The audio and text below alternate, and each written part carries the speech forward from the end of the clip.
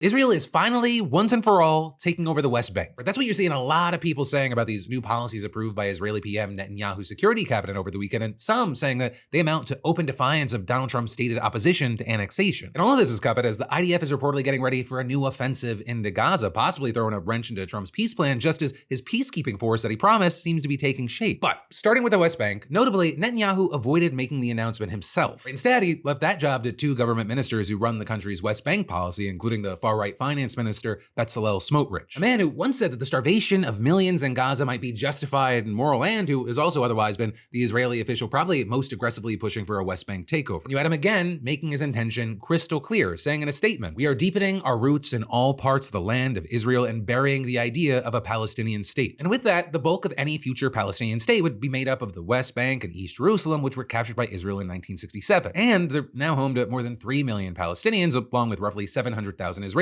living in settlements that the international community overwhelmingly considers illegal. Though there, you've also had the government retroactively authorizing settler outposts considered illegal even under Israeli law. But also, I guess, until now, at least one thing standing in the way of settlement expansion has been a decades-old law banning the sale of property in the West Bank to anyone besides local residents, with local here referring to Palestinians. And that's a rule that actually goes back to before 1967 when Jordan controlled the territory, and it stayed in place because international law says that an occupying country cannot change existing legislation except for security reasons or the benefit of the local population. But despite that, the measures approved by the security cabinet include repealing that law, essentially making it possible for Israelis to buy land anywhere in the West Bank. And among the things that opponents of this plan fear is that settlement groups with deep pockets are going to take advantage by buying property deep inside the enclave, which would then leave the Israeli government with no choice but to also move deeper into the territory because the military is obligated to protect Israelis wherever they are. But also with that, that's not the only way the security cabinet has paved the way for annexation. They're also repealing a requirement for a transaction permit before closing a land purchase. And that's important because these permits, they've at least somewhat helped tackle the relatively widespread use of forgeries and other fraudulent methods as a means of buying property from Palestinians who didn't actually want to sell. Also, another big thing is that land records that have until now been sealed will be open to the public. And this has actually been a key goal of the settlement movement for a while, with the reason being that it'll make it easier for them to track down Palestinians who might be willing to sell. Though there, I'll say, notably, that might also end up putting Palestinian lives at risk. And that's because there's a law enforced by the Palestinian Authority that actually makes selling land to Jews punishable by death. But then also, beyond everything related to buying and selling land, the Israeli government's now also asserting greater control across the West Bank. The 1993 Oslo Accords left the Palestinian Authority administrative power over about 40% of the West Bank. But now, according to Netanyahu's security cabinet, and in apparent violation of that agreement, even those areas will fall under Israeli control when it comes to the management of heritage and archaeological sites, environmental hazards, and water. And with that, you have Israeli enforcement agencies claiming the power to destroy any Palestinian structures deemed to be violating laws in these domains. So of course, with that, you have activists arguing that Israel could find any excuse to carry out the demolitions. And similarly, you have them saying that the security cabinet calling for more involvement in major Palestinian cities is just a pretext for greater control. In Hebron, for example, the largest city in the West Bank, the Israeli military will take over planning and construction in the area of a small Jewish settlement. And there are fears that this will lead not only to settlement expansions, but